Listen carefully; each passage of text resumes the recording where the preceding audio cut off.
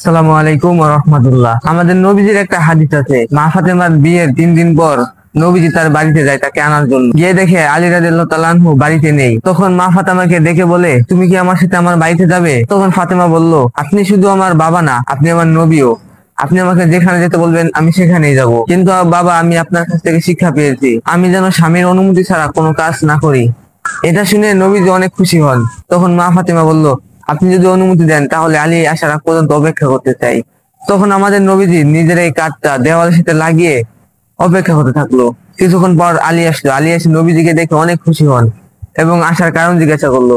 তো নবীজি বলল, আলী, তুমি যদি আমাকে অনুমতি দাও তাহলে আমার মেয়েকে আমি বাড়িতে নিয়ে যেতে চাই। তখন আলী বলল, আপনি নবী আর ফাতেমা আপনার মেয়ে, আপনি নিয়ে যাবেন আবার কিসের অনুমতি? তখন নবীজি বলল, আমার ফাতেমা তোমার অনুমতি ছাড়া কোথাও যাবে না, কারণ আমি তাকে এমন শিক্ষা দিয়েছি।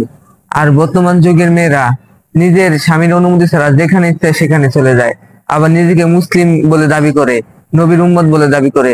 একটু ভাবুন, আল্লাহ তাআলার কাছে কি জবাব দিবেন, কি হিসাব দিবেন? আল্লাহ তাআলা আমাদেরকে বুঝার তৌফিক দান করুক, আমিন। ওমা তৌফিক ইল্লা বিল্লাহ। আসসালামু আলাইকুম ওয়া রাহমাতুল্লাহ। Subscribe to my YouTube channel, Saria Nafis.